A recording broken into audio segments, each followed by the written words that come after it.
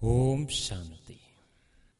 ഇന്ന് നമ്മൾ നമ്മുടെ പലതരം ബോധങ്ങളെക്കുറിച്ച് പഠിക്കുകയാണ്. നമ്മുടെ എല്ലാതരം ബോധങ്ങളിലും വെച്ച് ഉത്കൃഷ്ടമായ ബോധമാണ് സ്വബോധം. ഞാനൊരു കാര്യം ചോദിക്കട്ടെ, നിങ്ങളിൽ എത്ര പേർക്ക് സ്വബോധമുണ്ട്? പലരും പറയലുണ്ട് അയാൾ സ്വബോധത്തിൽ ചെയ്തതല്ല, അതുകൊണ്ടാണ് അങ്ങനെ സംഭവിച്ചത്. ചില മണ്ടത്തരങ്ങളൊക്കെ സംഭവിക്കുമ്പോഴേ അയാളത് സ്വബോധത്തിൽ ചെയ്തതായിരിക്കില്ല. ശരി, സ്വബോധത്തിൽ വല്ലതും ചെയ്യുന്നുണ്ടോ നമ്മൾ? എത്രത്തോളം നമുക്ക് സ്വബോധമുണ്ട്? ഇത് തിരിച്ചറിയുവാൻ വേണ്ടി ഇപ്പോ നമുക്ക് പലതരം ബോധങ്ങളെക്കുറിച്ചൊന്നും പഠിക്കാം. നമ്മുടെ പലതരം ബോധങ്ങളിൽ ഒരു ബോധമാണ് നാമബോധം, നെയിം കോൺഷ്യസ്നെസ്. എന്താണ് നാമബോധം? ഇപ്പോ എന്റെ പേര് അനിൽ ആണ്, എന്റെ പേരാണ് അനിൽ, ഞാൻ അനിലാണ് എന്നുള്ള ബോധത്തിൽ ഞാൻ ജീവിക്കുന്നതാണ് നാമബോധം, നെയിം കോൺഷ്യസ്നെസ്. എനിക്ക് ഈ പേരുണ്ട് എന്നോ ഞാൻ ഈ പേരാണ് എന്നോ വിചാരിച്ച് ജീവിക്കുന്നതെല്ലാം നാമബോധമാണ്, നെയിം കോൺഷ്യസ്നെസ്. മറ്റൊരു ബോധമാണ് സ്ഥലകാലബോധം അഥവാ പ്ലേസ് കോൺഷ്യസ്നെസ്, സ്ഥലബോധം എന്നും പറയാം. ഞാനിപ്പോ എവിടെയാണ്, ഞാൻ എവിടെയാ ജനിച്ചത്, ഈ വക കാര്യങ്ങളെക്കുറിച്ചൊക്കെ, ഞാൻ എവിടെയാ ജോലി ചെയ്യുന്നത്. ഇപ്പൊ നിങ്ങൾ എവിടെയാ എന്ന് ചോദിച്ചാൽ ഞാൻ പാലക്കാട്ടിലാണ്, ഇതെന്റെ സ്ഥലകാല ബോധമാണ്. പാലക്കാട്ടിൽ എവിടെയാ എന്ന് ചോദിച്ചാൽ ഞാൻ ഇന്ന ഈ വീട്ടിലാണ്, ഇത് സ്ഥലകാല ബോധത്തിൽപ്പെടും. എന്നാൽ ഞാൻ പാലക്കാട്ടുകാരനാണ്, ഞാൻ ഈ വീട്ടിലെ ആളാണ്, ഇത് ശരിക്കും പറഞ്ഞാൽ ശുദ്ധമണ്ടത്തരാണ്. ഞാൻ അതല്ല, എന്റെ സ്ഥലവിവരമാണത്. വാസ്തവത്തിൽ സ്ഥലകാല ബോധത്തിൽ ഇത് ആവശ്യമാണ് നമുക്ക്. ഞാൻ എവിടെ ജനിച്ചിരിക്കുന്നത്, ഞാൻ എവിടെയാ ജീവിക്കുന്നത്, ഈ ബോധം നമുക്ക് ആവശ്യമാണ്. ഞാൻ അതല്ല എന്നുള്ളതാണ് വിഷയം. ഇത് മനസ്സിലാക്കണം, നിങ്ങൾ പറയുന്നതിന്റെ ഭാവം മനസ്സിലാക്കണം. അടുത്തൊരു ബോധമാണ് പദവിയുടെ ബോധം, പൊസിഷൻ കോൺഷ്യസ്നെസ് എന്ന് പറയാം. നിങ്ങൾ ആരാ? ഞാനൊരു വിദ്യാർത്ഥിയാണ് എന്ന് ഉത്തരം പറയണവർ കണ്ടിട്ടില്ലേ? Position consciousness. അയാൾ വിദ്യാർത്ഥിയൊന്നുമല്ല ശരിക്കും, അദ്ദേഹം എന്താ ചെയ്തുകൊണ്ടിരിക്കുന്നതെന്ന് ചോദിക്കുമ്പോഴാണ് അതിനുള്ള ഉത്തരം തരേണ്ടത്. ശരിക്കും നിങ്ങൾ ആരാന്നുള്ള ചോദ്യത്തിന്റെ ഉത്തരമല്ല ഐ എം എ സ്റ്റുഡന്റ് എന്നുള്ളത്. നിങ്ങൾ എന്താ ചെയ്യുന്നതെന്ന് ചോദിക്കുമ്പോഴാണ് ഞാൻ സ്റ്റഡി ചെയ്യാണ്, ഞാൻ സ്റ്റുഡന്റ് ആണെന്ന് പറയണ്ടേ. അല്ലെങ്കിൽ നിങ്ങൾ ആരാ? ഐ എം പോലീസ്മാൻ, അല്ലെങ്കിൽ ഐ എം എക്സ് മിലിറ്ററി. ഇതെല്ലാം പദവി ബോധങ്ങളാണ്, പൊസിഷൻ കോൺഷ്യസ്നെസ്. ഞാൻ ഇന്ന ആളാ, ഞാൻ ഇന്ന തരത്തിലുള്ള ഒരു ഭാഗം അഭിനയിച്ചിരുന്നു, അല്ലെങ്കിൽ ഞാൻ ഇപ്പോൾ ഇന്ന ഭാഗം അഭിനയിച്ചു കൊണ്ടിരിക്കുകയാണ്. ഇതാണ് അതിൽ നിന്ന് ഉദ്ദേശിക്കുന്നത്. ഞാൻ ഇപ്പൊ എന്താണ് ചെയ്തുകൊണ്ടിരിക്കുന്നത്, അതുമായി ബന്ധപ്പെട്ട എന്റെ പദവിയെ സൂചിപ്പിക്കുന്ന ബോധമാണ് പൊസിഷൻ കോൺഷ്യസ്നെസ്. ഇനി അടുത്ത ഒരു ബോധമാണ് കുലബോധം, അല്ലെങ്കിൽ ജാതിബോധം, മതബോധം എന്നൊക്കെ പറയും. ഇത് ഞാൻ ഹിന്ദു ആണെന്നോ ഞാൻ ക്രിസ്ത്യാനിയാണെന്നോ മുസൽമാനാണെന്നോ തോന്നലുണ്ടാക്കുന്നത് ഈ ബോധത്തിൽ നിന്നാണ്. അല്ലെങ്കിൽ തന്നെ ഞാൻ ഇന്ന ജാതിക്കാരനാ, ഞാൻ കീഴ്ജാതിക്കാരനാ, ഞാൻ മേൽജാതിക്കാരനാ, ഈ വക കോൺഷ്യസ്നെസ്സുകളും അതിന്റെ ഭാഗമാണ്. ഇനി മറ്റൊരു ബോധം ലാംഗ്വേജ് കോൺഷ്യസ്നെസ്. ഞാൻ മലയാളിയാ, ഞാൻ മലയാളിയല്ല, എന്റെ ഭാഷ മലയാളമാണ് എന്നാണ് വാസ്തവം. പക്ഷെ ഞാൻ മലയാളിയാ, ഇങ്ങനെ നമ്മൾ പറയാറുണ്ട്. അപ്പൊ ഇത് ലാംഗ്വേജ് കോൺഷ്യസ്നെസ് ആണ്. ഞാൻ മലയാളി, നീ തമിഴൻ, നീ എന്നോട് സംസാരിക്കണ്ട, അത് തമിഴ്നാട്ടിൽ മതി നിന്റെ കളി. അല്ലെങ്കിൽ ഒരു ഹിന്ദിക്കാരനോട് പറഞ്ഞു കേട്ടിട്ടുണ്ട്, അത് അവിടെ നോർത്ത് ഇന്ത്യയിൽ മതി, ഇവിടെ വേണ്ട. അപ്പോ ഇദ്ദേഹം ഏത് കോൺഷ്യസ്നെസ്സിലാ? ലാംഗ്വേജ് വെച്ച് മുറിച്ചിരിക്കുകയാണ് ആളുകളെ, ലാംഗ്വേജ് കോൺഷ്യസ്നെസ്സിൽ സ്പ്ലിറ്റ് ചെയ്ത് വെച്ചിരിക്കുകയാണ്. അപ്പൊ ഇങ്ങനെയുള്ള കോൺഷ്യസ്നെസ്സുകൾ, പലതരം ഇങ്ങനെയുള്ള ബോധങ്ങൾ നമുക്കുണ്ട്. ഇനി മറ്റൊന്നാണ് സ്പീഷ്യസ് കോൺഷ്യസ്നെസ്, വർഗബോധം. ഞാൻ മനുഷ്യനാ, ഇങ്ങനെ പറയുന്നവര് കണ്ടിട്ടില്ലേ? കുറച്ച് നല്ല ചിന്താഗതിയാണെന്ന് പറയാം, പക്ഷെ എന്നാലും അതും സ്വബോധമല്ല, അതും സ്പീഷ്യസ് കോൺഷ്യസ്നെസ്സിലാണ് വരിക. എന്ന് വെച്ചാൽ വർഗബോധം. അതായത് ഞാൻ കഴുതയല്ല, ഞാൻ കുറുക്കനല്ല, ഞാൻ പൂച്ചയല്ല, ഞാൻ കാക്കയല്ല, ഞാൻ മനുഷ്യനാണ്, എന്റെ വർഗം ഹോമോസാപ്പിയൻസ് അഥവാ ഹ്യൂമൻ ബീയിങ് ആണ് ഞാൻ, ഈ വർഗമാണ് ഞാൻ, ഈ ലോകത്തിലുള്ള 84 ലക്ഷം ജീവി വർഗങ്ങളിൽ ഒരു വർഗമായ മനുഷ്യവർഗത്തിൽ ഞാൻ പെടുന്നു. ഈ കോൺഷ്യസ്നെസ് ആണത്. എന്റെ ചോദ്യം ഇതാണ്, and what is self consciousness? എന്താണ് സ്വബോധം? സ്വബോധം എന്താണ്? ഇതിലേതാ ചോദ്യം വരിക എന്നറിയോ? Who are you? നിങ്ങൾ ആരാണ്? ആരാണ് താങ്കൾ? സ്വയം ചോദിക്കുകയാണെങ്കിൽ ഞാൻ ആരാണ്? ഈ ചോദ്യത്തിനുള്ള ഉത്തരം പറയണമെങ്കിൽ ആ വ്യക്തിക്കുണ്ടായിരിക്കേണ്ട ബോധം സ്വബോധം അഥവാ സെൽഫ് കോൺഷ്യസ്നെസ് ആണ്. ഞാൻ ആര് എന്ന ചോദ്യത്തിന്റെ ഉത്തരം. ഇതെത്ര പേർക്ക് അറിയും? പറയൂ. ഞാൻ ആര്, നിങ്ങൾ ആര് എന്ന് നിങ്ങളോട് ചോദിച്ചാൽ എന്താ ഉത്തരം പറയാറുള്ളത്? നമ്മൾ ചിന്തിക്കണം. ഞാൻ സ്റ്റുഡന്റ് അല്ല, അതെന്റെ പദവി ബോധത്തിൽപ്പെടും. ഞാൻ പോലീസുകാരനല്ല, അതും എന്റെ പദവി ബോധത്തിൽപ്പെടും. ഞാൻ അധ്യാപകനല്ല, അതും എന്റെ പദവി ബോധത്തിൽപ്പെടും. ഞാൻ രമേശ് അല്ല, ഞാൻ സുനിലല്ല, അതെന്റെ നാമബോധത്തിൽപ്പെടും. ഞാൻ മലയാളിയല്ല, ഞാൻ തമിഴനല്ല, ഞാൻ ഇന്ത്യക്കാരനല്ല, ഞാൻ ഹിന്ദു അല്ല, മുസൽമാനല്ല, ഇതൊക്കെ ഓരോരോ ബോധങ്ങളിൽ പെടുന്നതാ. സെൽഫ് കോൺഷ്യസ്നെസ്സിൽ ഇരുന്നു കൊണ്ട് ഞാൻ ആരാണെന്നൊന്ന് പറയൂ, നോക്കട്ടെ.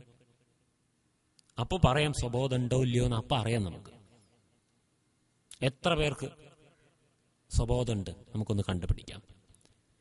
മെഡിറ്റേഷൻ ഇതാണ് നമ്മളെ പഠിപ്പിക്കുന്നത്. ഈ സകലവിധ കോൺഷ്യസ്നെസ്സുകളിൽ നിന്നും മാറി ഞാൻ അൾട്ടിമേറ്റ് ആയിട്ട് എന്താണ്, ഞാൻ ആരാണ്, ഈ കോൺഷ്യസ്നെസ്സിലേക്ക് എത്തിച്ചേരുക. ഇതിനെയാണ് മെഡിറ്റേഷൻ എന്ന് പറയുന്നത്. അല്ലെങ്കിൽ ഇതാണ് മെഡിറ്റേഷന്റെ ആദ്യത്തെ ചുവട് തന്നെ. ഇതാണ് ഞാൻ എന്നെ അറിയുക. നമ്മൾ പല ക്ലാസ്സുകളിൽ ഇത് ഡിസ്കഷൻ ചെയ്തിട്ടുണ്ട്. ഞാൻ ആര്? ഞാൻ ആത്മാവാകുന്നു. ഈ ഒരൊറ്റ ഉത്തരമേ അതിനുള്ളൂ. ഞാൻ ആത്മാവാകുന്നു. എന്റെ അമ്മയുടെ ഒരു ഉദാഹരണം ഞാൻ പറയാം. അമ്മ മരിക്കുന്നതിന് മുമ്പ് കുറച്ച് കാര്യങ്ങൾ പറയണ്ടായി. ഏട്ടന്മാരുടെ കാര്യം പറഞ്ഞു, വീട്ടുകാരുടെ കാര്യമൊക്കെ പറഞ്ഞു, ആരൊക്കെയോ മരിച്ചുപോയവരെ കുറിച്ചിട്ടൊക്കെ പറഞ്ഞു. പിന്നെ അവസാനം ഞങ്ങളുടെ കണ്ണിലേക്ക് ഇങ്ങനെ നോക്കി. എന്നിട്ട് അമ്മ, മക്കളെ ഞാൻ പോവാണ് എന്ന് പറഞ്ഞു. എന്നിട്ട് അമ്മ അവിടെ വീണു, മരിച്ചുപോയി. അസുഖമായിരുന്നു അമ്മയ്ക്ക്.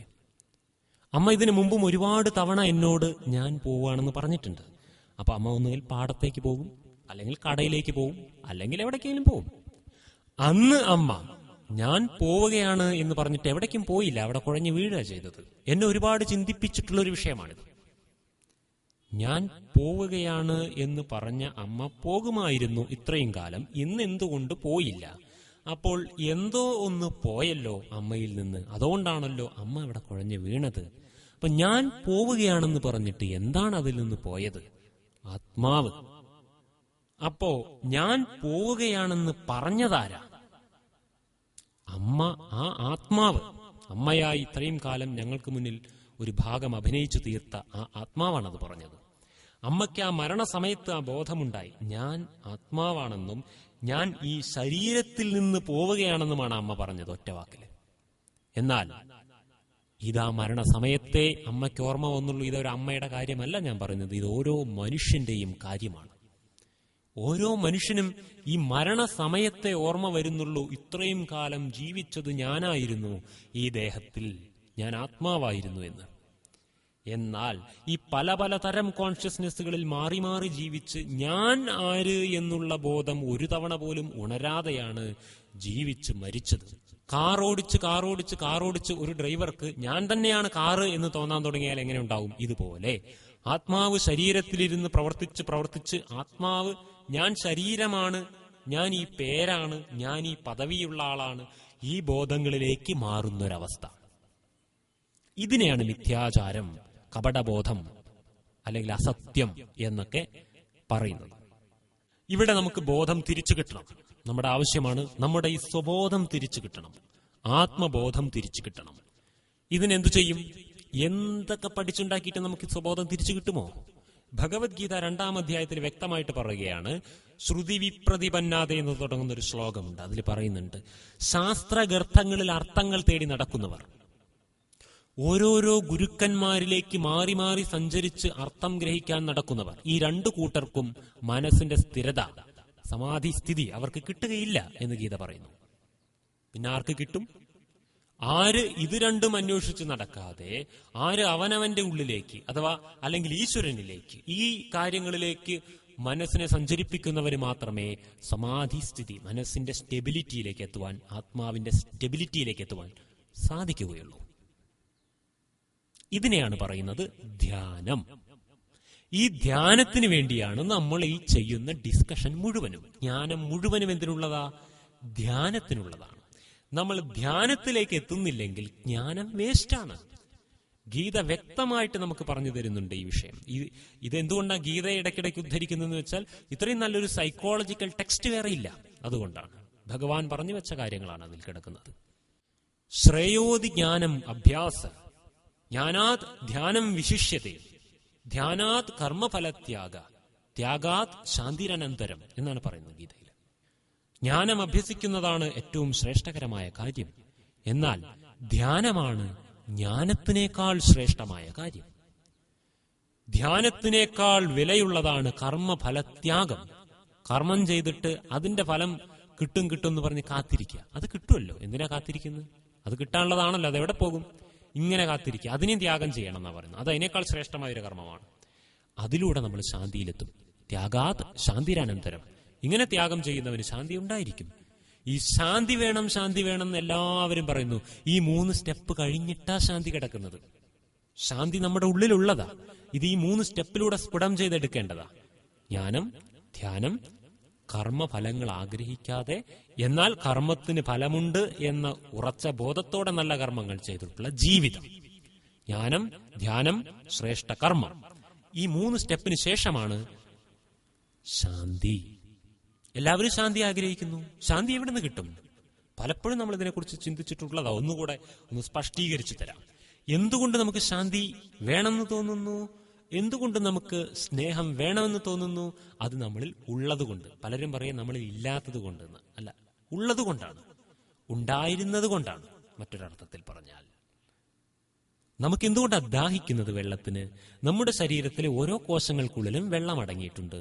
ആ വെള്ളത്തിന്റെ അളവിൽ കുറവ് സംഭവിക്കുമ്പോഴാണ് നമുക്ക് ദാഹം എന്ന പ്രതിഭാസം ഉണ്ടാകുന്നത്.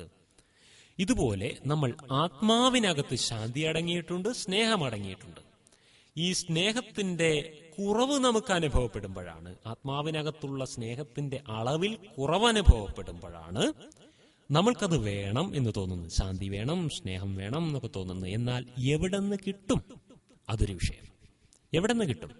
ഒരു കിണറിൽ വെള്ളം വറ്റിയാൽ കിണറിൽ വെള്ളം ഉണ്ടാക്കാനുള്ള വിദ്യ ടാങ്കർ ലോറിയിൽ കൊടുന്ന് ഒഴിച്ചു കൊടുക്കലല്ലോ. ഇത്ര ആഴത്തിലേക്ക് പോയപ്പോൾ വെള്ളം കിട്ടി. പക്ഷെ ആ ആഴത്തിൽ വെള്ളം കിട്ടിയെങ്കിലും അത് വേനൽക്കാലത്ത് വറ്റുന്ന അത്ര അളവിലേ കിട്ടിയിട്ടുള്ളൂ. ഇനിയും കുറച്ചുകൂടെ ആഴത്തിലേക്ക് പോയാൽ വേനൽക്കാലത്തും വരളാത്ത അളവിൽ വെള്ളം കിട്ടും. ഇതുപോലെ ആത്മാവാകുന്ന കിണറിനകത്ത് ഇപ്പോൾ നമുക്ക് ശാന്തി ഉണ്ട്. പക്ഷെ ചില പരിതസ്ഥിതികൾ ആ ശാന്തിയെ വരൾച്ചയിലേക്ക് എത്തിക്കുന്നു. അതിനർത്ഥം ഞാൻ ഇനിയും ആത്മാവിനകത്തേക്ക് പോകേണ്ടിയിരിക്കുന്നു. കിണർ പാറയിൽ വെടിപൊട്ടിച്ച ആഴങ്ങളിലേക്ക് പോകേണ്ടിയിരിക്കും ചിലപ്പോൾ. ഇതുപോലെ ആത്മാവിനകത്തേക്ക് നമ്മൾ വീണ്ടും ആത്മാവിലേക്ക് അടുക്കേണ്ടിയിരിക്കുന്നു. ശാന്തിയുടെ, സ്നേഹത്തിന്റെ, പരമവൈഭവത്തിന്റെ, ഡിവിനിറ്റിയുടെ എക്സ്പീരിയൻസ് കൂട്ടാൻ വേണ്ടിയിട്ട് അതിലേക്ക് ആഴത്തിലേക്ക് പോകേണ്ടിയിരിക്കുന്നു. വേറെ എവിടെ നിന്നും പ്രതീക്ഷിക്കേണ്ട, എവിടെ നിന്നും കിട്ടുകയുമില്ല. 100% ഗ്യാരണ്ടി. ആത്മാവിനകത്തും പരമാത്മാവിനകത്തും മാത്രം അന്തർലീനമായിരിക്കുന്ന നൈസർഗിക സ്രോതസ്സാണ് ഈ വക ദിവ്യഗുണങ്ങളായ സ്നേഹവും ജ്ഞാനവും ശാന്തിയുമൊക്കെ. ഇതിനെ മറ്റൊരിടത്തും പോയി തരേണ്ട, കിട്ടില്ല. എവിടെന്നെങ്കിലും കിട്ടിയിട്ടുണ്ടെങ്കിൽ അപ്പൊ നിങ്ങൾ ആത്മാവിനകത്തേക്ക് പോയി എന്നുള്ളതാണ് ആ സമയത്ത്. അതുകൊണ്ട് കിട്ടിയതാ. അതുകൊണ്ട് ധ്യാനം, ജ്ഞാനത്തിലൂടെ ധ്യാനം അഭ്യസിക്കുക, സുബോധം വീണ്ടെടുക്കുക, തന്റെ ഉള്ളിലേക്ക് ദർശിക്കുക, തന്നെ കാണുക, തന്നെ നിരീക്ഷിക്കുക, തന്നെ കുറിച്ച് റിസർച്ച് ചെയ്യുക, തന്റെ ഉള്ളിലെ ഉള്ളതിനെ എക്സ്പ്ലോർ ചെയ്യുക. ഇതാണ് ഒരു യോഗിയുടെ ജീവിതത്തിൽ ആവശ്യമായിട്ടുള്ളത്. ഇതാണ് നമ്മൾ ഇന്ന് ഇവിടെ ഷെയർ ചെയ്യാൻ ഉദ്ദേശിച്ചത്. എല്ലാവർക്കും നന്ദി.